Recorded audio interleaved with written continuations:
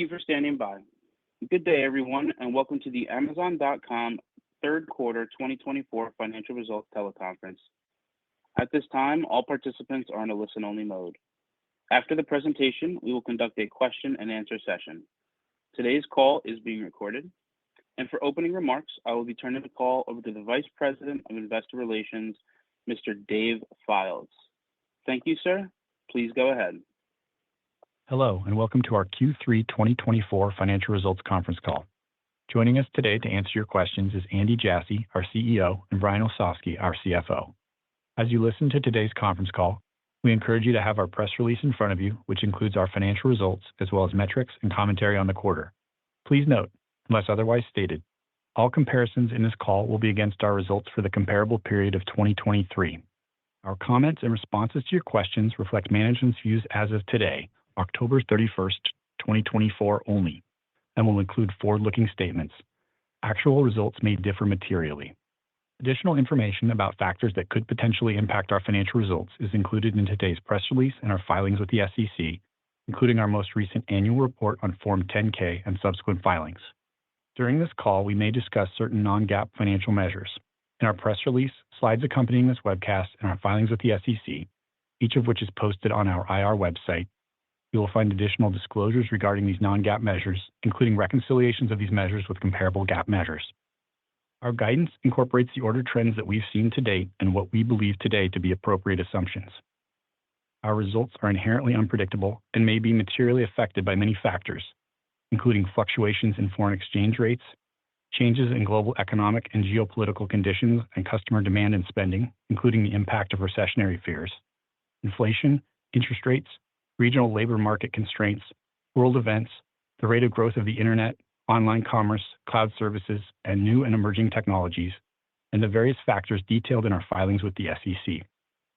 Our guidance assumes, among other things, that we don't conclude any additional business acquisitions, restructurings, or legal settlements.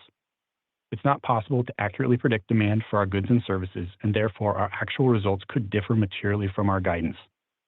And now, I'll turn the call over to Andy. Thanks, Dave. Today we're reporting $158.9 billion in revenue, up 11% year over year, excluding the impact from foreign exchange rates.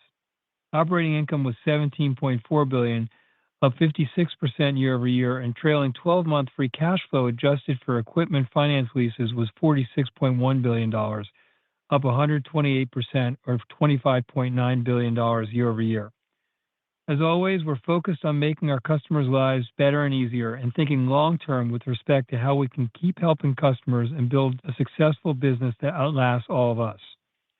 In our stores business, we saw sales growth of 9% year over year in the North America segment and 12% year over year in the international segment.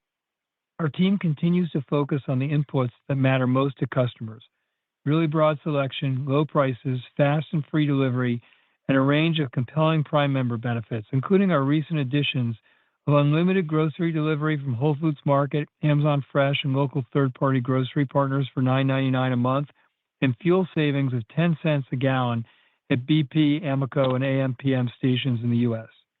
At a time when consumers are being careful about how much they spend, we're continuing to lower prices and ship even more quickly, and we can see this resonating with customers as our unit growth continues to be strong and outpace even our revenue growth. In the last few months, we've hosted our largest and most successful Prime Day and Prime Big Deal Days ever and helped customers save over $5 billion across more than 50 million deals. And for the second year in a row, we are on track to deliver at our fastest speeds ever for Prime members globally. We also continue to focus on lowering our cost to serve and are pursuing several initiatives that we believe will have meaningful long-term impact in this area. First, we continue to believe there are more gains on top of what we've captured thus far in outbound regionalization and getting more items closer to end consumers. As such, we're in the process of significantly changing the way we inbound items into our fulfillment network and subsequently spread them to our regional fulfillment nodes. In the last few months, we've made hundreds of changes to our U.S. inbound network and opened more than 15 inbound buildings. While it's still relatively early in this re-architecture, we've already improved our ability to spread inventory across our fulfillment centers by 25% year over year, allowing us to have more of the requisite items in fulfillment centers closest to the customer so we can compile shipments and ship to customers even more quickly. As we scale and optimize this new design, we expect these changes will further improve inventory placement, offer faster delivery times, save transportation costs, and enable us to increase units shipped per box. Second, we continue to roll out same-day delivery facilities, which is not only the fastest way to get products to customers, but also one of our lowest cost ways to deliver. Over 40 million customers this past quarter have had their orders delivered for free with same-day delivery, an increase of more than 25% year over year. And third, we continue to innovate in robotics to speed delivery, lower cost to serve, and further improve safety in our fulfillment network. We recently launched our 12th generation fulfillment center design, with the first building launching in Shreveport, Louisiana. This is the first facility that incorporates our newest robotics inventions that simplify stowing, picking, packing, and shipping processes. Thus far, this new design reduces fulfillment processing time by up to 25%, increases the number of items we can offer for same-day or next-day delivery, and is expected to drive a 25% improvement in our cost to serve during peak within this next-generation facility. Though we believe we have more expansive automation and robotics than other retail peers, it's still early days in how much automation we expect in our fulfillment network. In advertising, we remain pleased with our progress, generating $14.3 billion of revenue in the quarter, 18.8% year-over-year growth. Our expansive reach, ability to surface relevant offers to our customers, opportunity to engage customers from the top of the funnel to point of purchase, and leading capabilities around measuring outcomes at every touchpoint provide all types of brands with full funnel advertising at scale. With sponsored products, we're seeing meaningful growth on a very large base, and we see further opportunity in driving even better performance for advertisers by further improving the relevancy of the ads we show and by providing additional optimization controls. At the same time, some of our newer offerings are in their very early days. We're just entering our first broadcast season for Prime Video advertising, following a very strong showing at Upfronts. And we're continuing to support brands of all sizes with our generative AI-powered creative tools across display, video, and audio, including our video generator that uses a single product image to curate custom AI-generated videos. While we're generating a lot of advertising revenue today, there remains considerable upside. AWS grew 19.1% year over year, and now stands at a $110 billion annualized run rate. We've seen significant re-acceleration of AWS growth for the last 4 quarters. With the broadest functionality, the strongest security and operational performance, and the deepest partner community, AWS continues to be customers' partner of choice. There are signs of this in every part of AWS's business.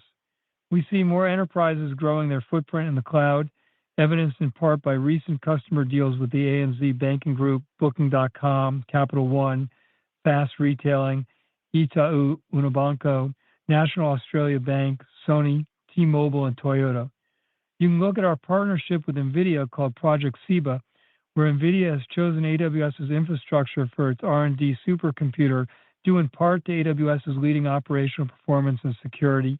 And you can see how AWS continues to innovate in its infrastructure capabilities with deliveries like Aurora Limitless Database, which extends AWS's very successful relational database to support millions of database writes per second and manage petabytes of data while maintaining the simplicity of operating a single database. Or with our custom Graviton 4 CPU instances, which provide up to nearly 40% better price performance versus other leading x86 processors. Companies are focused on new efforts again, spending energy on modernizing their infrastructure from on-premises to the cloud. This modernization enables companies to save money, innovate more quickly, and get more productivity from their scarce engineering resources. However, it also allows them to organize their data in the right architecture and environment to do generative AI at scale. It's much harder to be successful and competitive in generative AI if your data is not in the cloud. The AWS team continues to make rapid progress in delivering AI capabilities for customers and building a substantial AI business. In the last 18 months, AWS has released nearly twice as many machine learning and Gen AI features as the other leading cloud providers combined. AWS's AI business is a multi-billion-dollar revenue run rate business that continues to grow at a triple-digit year-over-year percentage and is growing more than 3 times faster at this stage of its evolution as AWS itself grew. And we felt like AWS grew pretty quickly. We talk about our AI offering as three macro layers of the stack, with each layer being a giant opportunity, and each is progressing rapidly. At the bottom layer, which is for model builders, we were the first major cloud provider to offer NVIDIA's H200 GPUs through our EC2 P5e instances. And thanks to our networking innovations like Elastic Fabric Adapter and Nitro, we continue to offer advantaged networking performance. And while we have a deep partnership with NVIDIA, we've also heard from customers that they want better price performance on their AI workloads. As customers approach higher scale in their implementations, they realize quickly that AI can get costly. It's why we've invested in our own custom silicon in Trainium for training and Inferentia for inference. The second version of Trainium, Trainium 2, is starting to ramp up the next few weeks and will be very compelling for customers on price performance. We're seeing significant interest in these chips, and we've gone back to our manufacturing partners multiple times to produce much more than we'd originally planned. We also continue to see increasingly more model builders standardize on Amazon SageMaker, our service that makes it much easier to manage your AI data, build models, experiment, and deploy to production.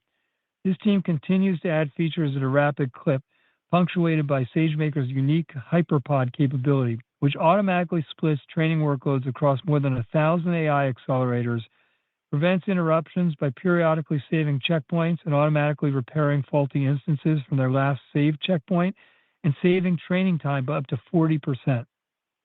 At the middle layer, where teams want to leverage an existing foundation model customized with their data, and then have features to deploy high-quality generative AI applications, Amazon Bedrock has the broadest selection of leading foundation models and most compelling modules for key capabilities like model evaluation, guardrails, RAG, and agents.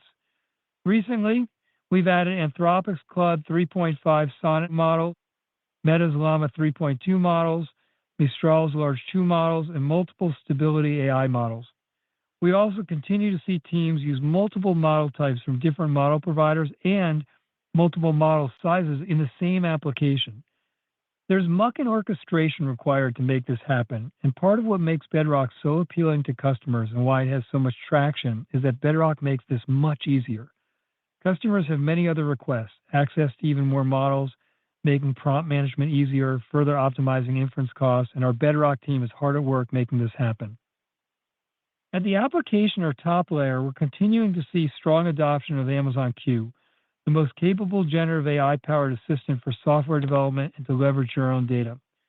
Q has the highest reported code acceptance rates in the industry for multi-line code suggestions. The team has added all sorts of capabilities in the last few months, but the very practical use case recently shared, where Q Transform saved Amazon's teams $260 million and 4,500 developer years in migrating over 30,000 applications to new versions of the Java JDK, has excited developers and prompted them to ask how else we could help them with tedious and painful transformations. Spend a few minutes reading developer forums about what they wish they could move away from, and you'll get an idea of what they want. Expect more practical AI game changers from Q. We're also using generative AI pervasively across Amazon's other businesses, with hundreds of apps in development or launched. For consumers, we've expanded Rufus, our generative AI-powered expert shopping assistant, to the UK, India, Germany, France, Italy, Spain, and Canada. And in the US, we've added more personalization, the ability to better narrow customer intent, and real-time pricing and deal information. We've recently debuted AI shopping guides for consumers, which simplifies product research by using generative AI to pair key factors to consider in a product category with Amazon's wide selection, making it easier for customers to find the right product for their needs. For sellers, we've recently launched Project Amelia, an AI assistant that offers tailored business insights to boost productivity and drive seller growth. We continue to re-architect the brain of Alexa with a new set of foundation models that we'll share with customers in the near future, and we're increasingly adding more AI into all of our devices. Take the new Kindle Scribe we just announced. The note-taking experience is much more powerful with the new built-in AI-powered notebook, which enables you to quickly summarize pages of notes into concise bullets in a script font that can easily be shared. Speaking of Kindle products, we just launched a completely new Kindle lineup, the first time we've done a portfolio refresh of this size. Apart from the Scribe, it includes the first ever color Kindle, the fastest Kindle Paperwhite ever, and a new pocket-sized Kindle. The early sales for these devices have significantly outperformed our expectations, and Kindle is having an excellent year with customers reading more than ever. We now have over 20 billion average monthly pages read on Kindle devices worldwide. There are so many things we're energized by right now, but we'll quickly mention one more, the progress we're making in improving customers' pharmacy experience. Brick-and-mortar pharmacies account for just over 90% of prescriptions dispensed in the U.S., but require customers to make trips to forlorn physical venues with much of the selection behind locked shelves, wait in lines for meds, and only find out about pricing at the point of purchase. The largest mail-order pharmacies offer deliver in 5 to 10 business days. We think customers deserve better. Today, we can deliver to 95% of first-time Amazon pharmacy customers in the U.S. within 2 business days, and to 20% of U.S. Prime members within 24 hours. Next year, we plan to launch operations in 20 new cities, so nearly half the U.S. will have the ability to have their medications delivered to their door within hours.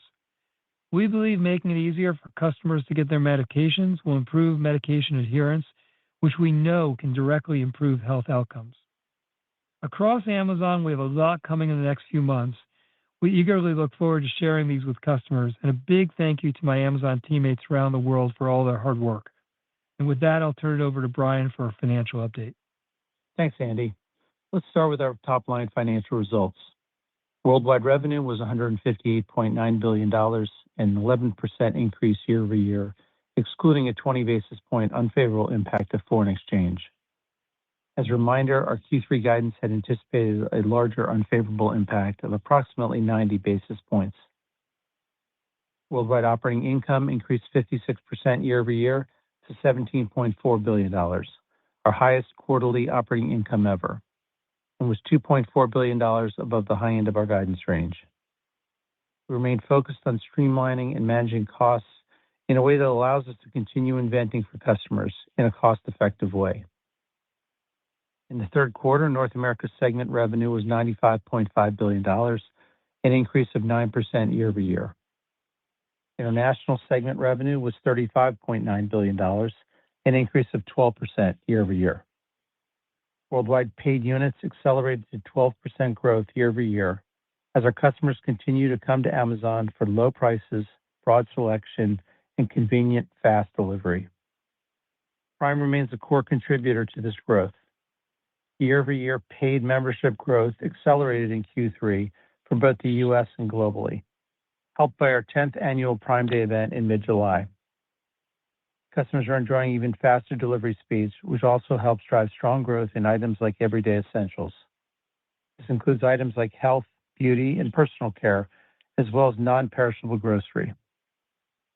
And while these items often have a lower average selling price, the strength in everyday essentials revenue is a positive indicator that customers are turning to us for more of their daily needs. We see that when customers purchase these types of items from us, they build bigger baskets, shop more frequently, and spend more on Amazon. We remain focused on keeping prices sharp and offering broad selection that gives customers options when making purchase decisions.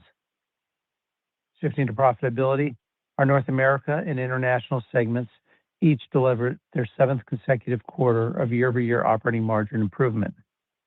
North America segment operating income was $5.7 billion, an increase of $1.4 billion year over year. North America operating margin was 5.9%, up 100 basis points year over year. In the third quarter, we continued to make progress in improving our fulfillment network cost structure, driven in part by improved inventory placement. This helped us drive better productivity in our transportation network and shipping efficiency from higher units per box. In the international segment, operating income was $1.3 billion, an improvement of $1.4 billion year over year. International operating margin was 3.6%, up 390 basis points year over year. So far this year, we've generated operating profit in each of the 3 quarters for the international segment and totals $2.5 billion year to date. We're seeing strength in our established countries like the UK and Germany as we continue to drive efficiencies to improved on-road productivity in our transportation network and better execution in our fulfillment centers. Our emerging countries are growing revenue at a healthy rate also, and they are leveraging their cost structures while investing strategically in Prime benefits. We have confidence that our focus on the inputs, coupled with the strength of our global teams, will continue to drive improvement over time. Advertising remains an important contributor to profitability in the North America and international segments. This quarter, we saw strong growth on an increasing large base of advertising revenue. We see many opportunities to further expand our ads offering in areas that are driving growth today, like sponsored products, as well as more recent growth areas like Prime Video ads. Moving next to our AWS segment, revenue was $27.5 billion, an increase of 19.1% year over year, excluding the impact of foreign exchange. AWS now has an annualized revenue run rate of $110 billion. The business continues to grow, and we see opportunity to expand our core cloud offering and our AI services. Customers increasingly recognize that to get the true benefit of generative AI, they also need to move to the cloud. AWS operating income was $10.4 billion, an increase of $3.5 billion year over year, and as a result of our continued focus on cost control, including a measured pace of hiring, a focus on driving efficiencies in our infrastructure, and reducing costs across the business. Additionally, we increased the estimated useful life of our servers starting in 2024, which contributed approximately 200 basis points to the AWS margin increase year over year in Q3. As we've said in the past, we expect the AWS operating margins to fluctuate, driven in part by the level of investments we're making at any point in time. Now turning to our capital investments. As a reminder, we define these as a combination of cash CapEx plus equipment finance leases.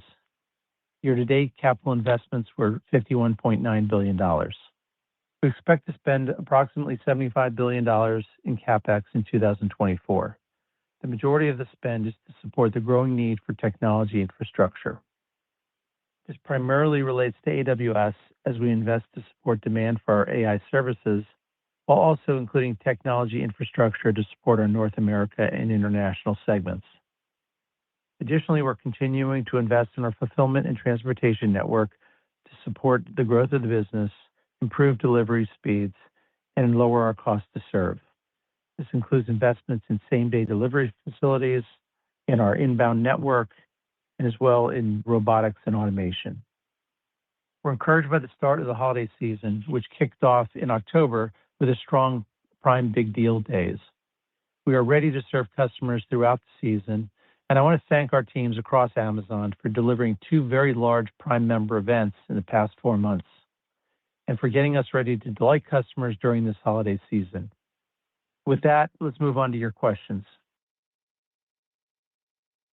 Thank you. At this time, we will now open the call up for questions. We ask each caller to please limit yourself to one question. If you would like to ask a question, please press star 1 on your keypad. We ask that when you pose your question, you pick up your handset to provide optimum sound quality. Once again, to initiate a question, please press star, then 1 on your touch-tone telephone at this time. Please hold while we poll for questions. Thank you.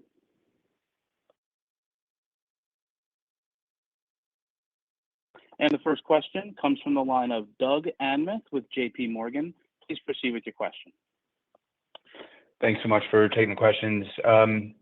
Brian, I was hoping you could talk a little bit more about the drivers of the 38% AWS margins. I know you mentioned the 200 basis points related to the useful lives push out, but just how to think about sustainability, kind of in the 30s there going forward. And then perhaps related, the step up in CapEx that you saw in 3Q. You gave the full year number, which was helpful. Any kind of early read or thoughts on how we should think about 2025? Thanks so much.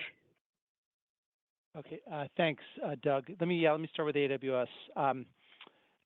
The primary drivers of the year-over-year margin increase are threefold. So first is accelerating top-line demand. That helps with all of our efficiencies, our cost control efforts, and of course, what you just mentioned, I believe, the change in the useful life of our servers this year.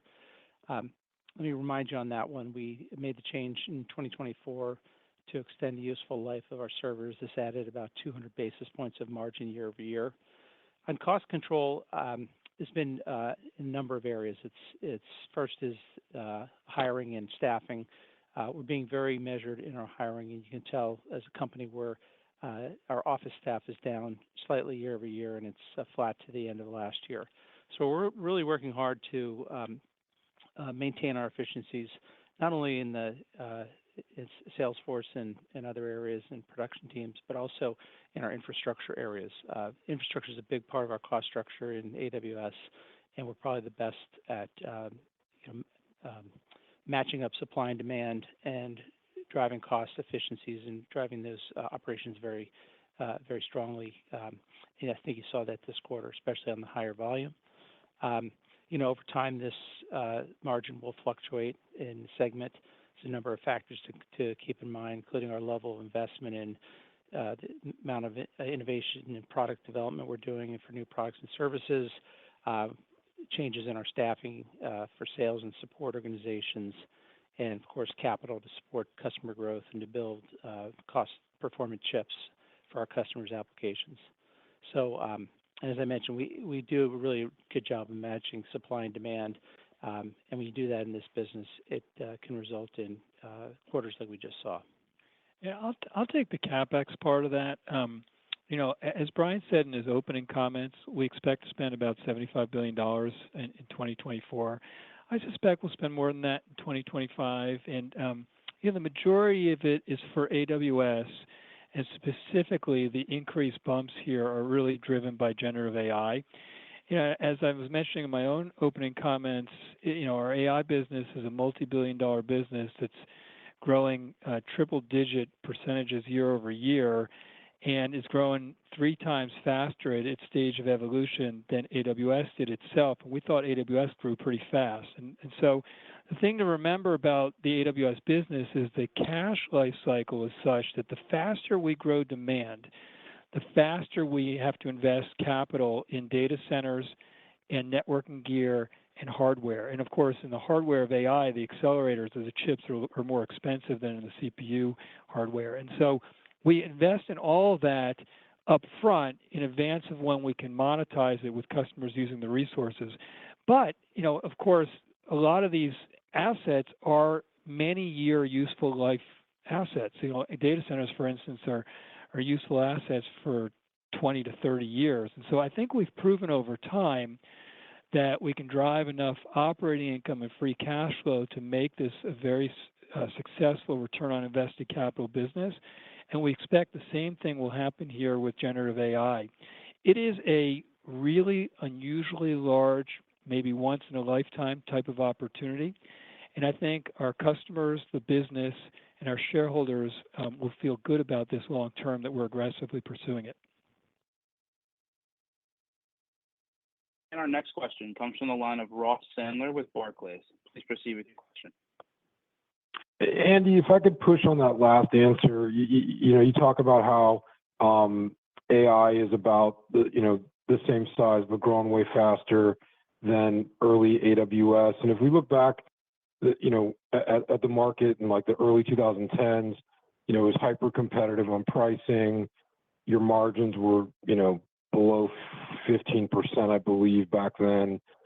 And it seems like a lot of that is what's going on right now in AI with these new AI data centers, where you got competitive pricing and suboptimal utilization just in the whole industry. So as that revenue line grows from where it is today to tens of billions of dollars in coming years, how does that margin come on from the AI data centers versus your existing kind of 30+% margin at AWS? Any thoughts on how quickly you can close the gap and how that looks on the new AI workloads versus maybe this mid-30s that the core business is running at?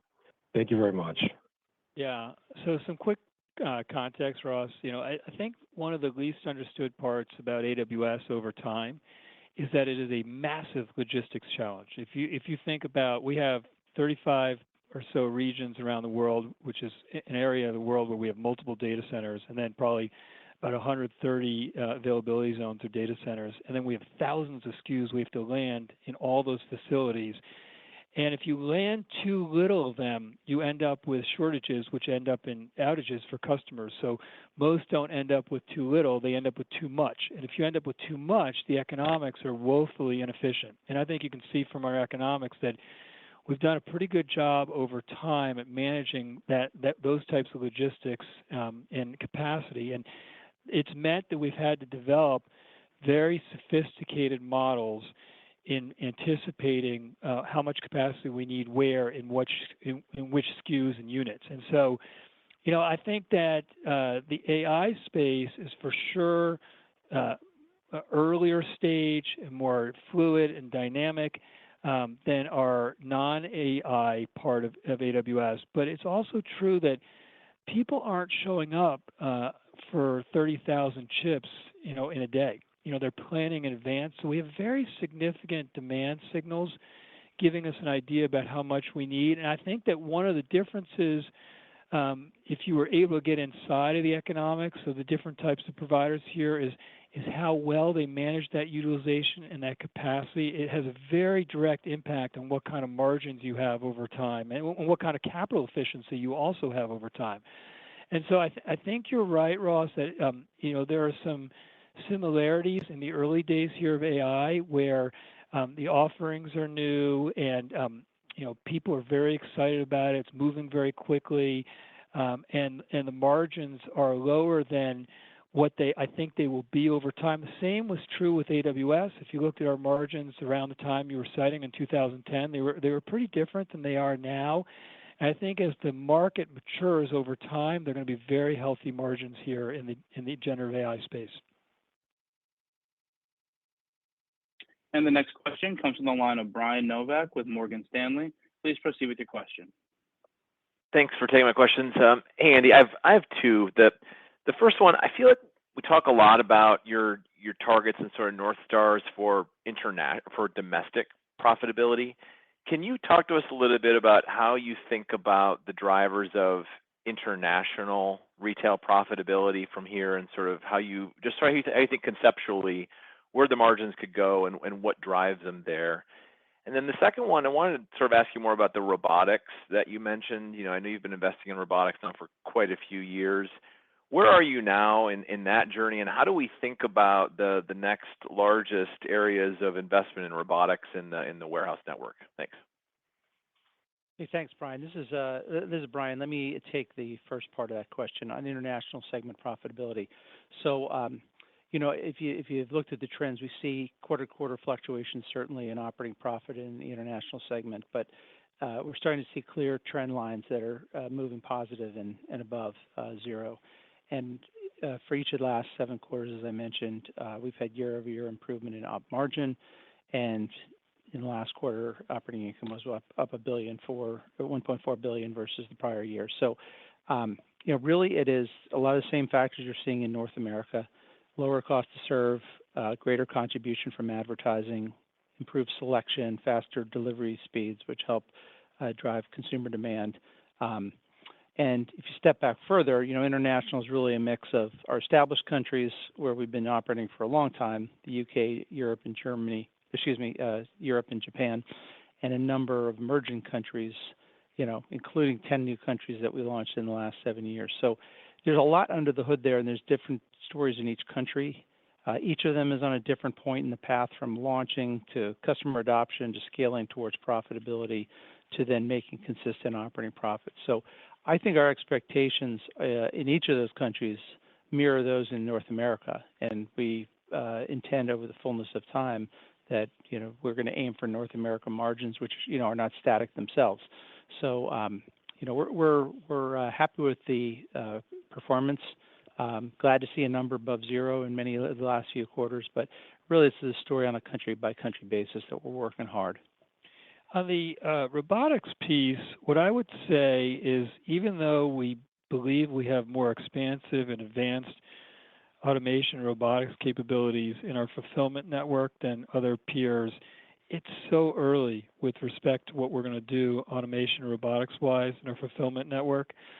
We're just at the stage right now where we're starting to roll out. We had about 5 or 6 very significant new robotics capabilities in the areas of stowing, picking, packing, and shipping that we are have finally put into one facility to get the entire workflow. It's a facility in Shreveport, Louisiana, that was just launched a few weeks ago. And as I mentioned in my opening comments, we're seeing very encouraging results there. And of course, the reason why we're trying to have more robotics and automation in our fulfillment network is it allows us to ship more quickly, to ship more cost effectively, and to make conditions even safer for our fulfillment teammates than what they already have today. And I think something that the team has done in a very disciplined way, and I talked about this a little bit in my annual letter, my shareholder letter, is just they have been very thoughtful about defining what are the primitive foundational building blocks that you need that you can then use in lots of different combinations to build additional automation robotics capabilities down the road so that we can move even more quickly with the next generation of robotics capabilities. And that team has invested in those, and they're already working on the next generation. And the last piece I would add to that is we really do believe that that AI is going to be a big piece of what we do in our robotics network. We had a number of efforts going on there. We just hired a number of people from an incredibly strong robotics AI organization, and I think that will be a very central part of what we do moving forward too. And the next question comes from the line of Eric Sheridan with Goldman Sachs. Please proceed with your question. Thanks for taking the question. Maybe a two-parter if I can. Looking at the results in the commerce business, there's a clear sort of pattern emerging with respect to ASPs versus unit growth. Can you talk a little bit about what you're seeing in terms of consumer behavior and the propensity to be receptive to either lower ASP items or discounts among consumer behavior? And then the second part would be, can you talk a little bit about some of the strategic initiatives you're building for the long term around capitalizing on lower ASP items and the potential shift to more consumables in the base of consumption habits on the platform? Thanks so much. Yeah. Hi, Eric. Thank you for your question. Yeah, you're right. Q3 unit volume was strong at 12% worldwide. It's pretty similar in North America versus international. And the consumer factors, we're seeing a continuation of many of the things we've discussed over the first or last few quarters. Customers looking for deals and are price conscious. This matches up well with our Prime events where we were, which were well received and saved billions of dollars for our Prime members. It also led to paid Prime member growth accelerating the quarter, which is hugely impactful for us. A lot of our best offers and deliveries are tuned to Prime membership, and it's the best deal in retail. So with all the benefits you get for the subscription price, so those are all positive signs. When you look at the split between revenue growth and unit growth, you do see some impact of the lower ASP products that we're selling, as well as some of the trade down that consumers are doing. But we take that as a real positive. Seeing the growth in everyday essential categories, which are really predicated on speed. So you have to have fast delivery to be able to sell those products to customers.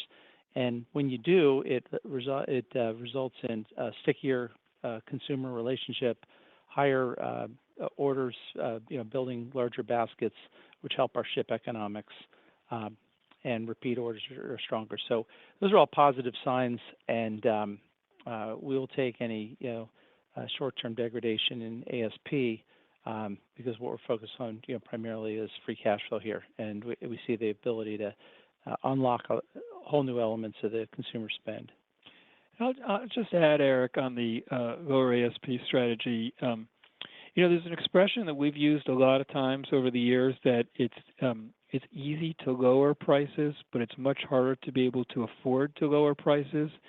And the same thing is probably true about lower ASP items. It's pretty easy to choose to supply them, but it's much harder to be able to afford to economically supply them. And so one of the reasons that we have been so maniacal about cost to serve over the last few years is that as we're able to take our cost to serve down, it just opens up the aperture for more items, particularly lower ASP items, that we're able to supply in an economic way. And when you layer on top of that, that broader selection, you layer on top of that faster speed and what we're able to do in getting items and fulfillment nodes local and close to our end customers, what we're able to do in expanding our same-day network, which allows us to ship same day, but also is one of our lowest cost ways to ship, is it just lets us serve so many more of customers' shopping missions. And that's what we're seeing in our business right now. But again, I think there's a lot of opportunity to continue to expand that. And the next question comes from the line of Colin Sebastian with Baird. Please proceed with your question. Great. Thanks, guys. Good afternoon. Question on online stores. The third-party unit mix declined a little bit in Q3, which is unusual. So just wondering if there are any specific drivers of that shift. And then secondly, you made a lot of progress with the AI agents on AWS and for sellers and Rufus for buyers. I wonder, with all the underlying data that you have and leveraging those agent capabilities, if you could provide any perspective on what a next generation Alexa might look like and your opportunities there to perhaps drive incremental revenues. Thank you. Sure, Colin. Thanks for your question. On the first one, third-party sellers, yes, the percent of paid units was 60% in Q3, and if you look over the last 2 years, it's essentially was at 59%, stepping up to 60%, stepping up to 61%, pretty much every second quarter. So what we're seeing it's still in the tight band between 59 and 61, but what we're seeing is the impact of the everyday essentials. There's probably the 3P demand is still strong, and unit volumes are strong. It's just the everyday essentials tend to skew more to 1P than 3P. And on your second question, Colin, around Alexa, I think we have a really broad number of Alexa devices all over people's homes and offices and automobiles and hospitality suites. We have about 500 million devices out there with a couple 100 million active endpoints.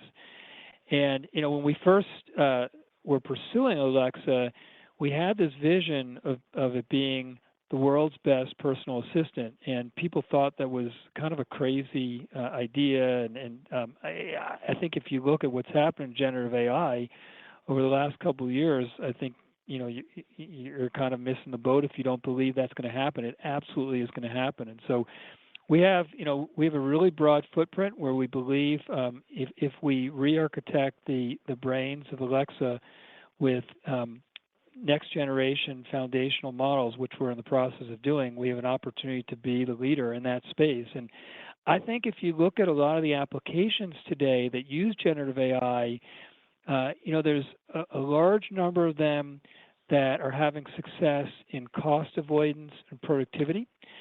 And then you're increasingly seeing more applications have success in really impacting the customer experience and being really good at taking large corpuses of data and being able to summarize and aggregate and answer questions. But not that many yet that are really good on top of that in taking actions for customers. And I think that the next generation of these assistants and the generative AI applications will be better at not just answering questions and summarizing, indexing, and aggregating data, but also taking actions. And you can imagine us being pretty good at that with Alexa. And our final question comes from the line of Justin Post with Bank of America. Please proceed with your question. Great. Thank you. Maybe a couple questions. Just on the cloud, are you at all capacity constrained, and will the new Trainium or NVIDIA chips, maybe even drive sales growth faster? And then secondly, Andy, I know there's been some competition from some of the more traditional retailers growing quickly online. Maybe talk about maybe the advantages that Amazon has with the fulfillment center distribution versus store distribution. Any thoughts on that? Thank you. Well, on cloud, Justin, what I would tell you is that I believe we have more demand that we could fulfill if we had even more capacity today. I think pretty much everyone today has less capacity than they have demand for, and it's really primarily chips that are the area where companies could use more supply. And so, we're growing at a very rapid rate and have grown a pretty big business here in the AI space. And it's early days, but I actually believe that the rate of growth there has a chance to improve over time as we have bigger and bigger capacity. And I think that one of the reasons I mentioned in my opening comments that we have a very deep partnership with NVIDIA. We tend to be their lead partner on most of their new chips. We were the first to offer H200s in EC2 instances, and I expect us to have a partnership for a very long time that matters. It's also true that for customers that start to scale out their implementations on the inference side particularly, they realize pretty quickly that it can get costly, and it's really why we have pursued building Trainium and Inferentia, which is our custom silicon. And the second version of Trainium, Trainium 2, will start to ramp up in the next few weeks, and I think it's going to be very compelling for customers on a price-performance basis. And we have a lot of customer interest. We have gone back to our manufacturing partners a couple times now to produce a lot more Trainium than we anticipated. Some of that, for sure, is due to the fact that we have very large demand, and we want more capacity and supply to be able to provide them. But a lot of it is that customers are excited about the price performance that they believe they're going to get in Trainium. So, I think it's a very significant opportunity for us in the AWS space, and it's going to be a very significant opportunity for customers. I think on the retail side, I'd start by just saying that we've always believed that competition is very positive and very healthy. It's good for consumers. It's good for businesses. It's actually great for innovation. And if you look at the retail space, it's a very, very large market segment. I mean, we have a pretty big retail business, and yet we're only about 1% of the market segment share of the worldwide global retail market segment. And still about 80 to 85% of that market segment share lives in physical stores. And so if you believe that equation is going to flip in the next 10 to 20 years, which we do, there's just a lot of opportunity, not just for us, but for several players. There won't be only one successful player. I do think that we have some elements of our customer experience that are really unusual and unlike others. I think we have meaningfully broader selection than almost all the players that you probably have seen and heard of. We have low prices with very significant deals that we go work with our third-party selling partners around key holiday shopping occasions. And then we have very significant advantages in speed of delivery to customers. And we just continue to see in every bit of testing and analysis that we do that the faster that we're able to promise customers that we can get them their items, the more frequently they buy and the more they actually use Amazon for their shopping needs. And so those are things that are pretty different. I also think we have a way of prioritizing customers that I think is unusual. Our orientation, our DNA at our core at Amazon starts with the customer, and everything moves backwards from that. Any meeting you go to inside of Amazon, we're always asking ourselves, what do customers want? What do customers say? What do they not like about the experience? What could be better?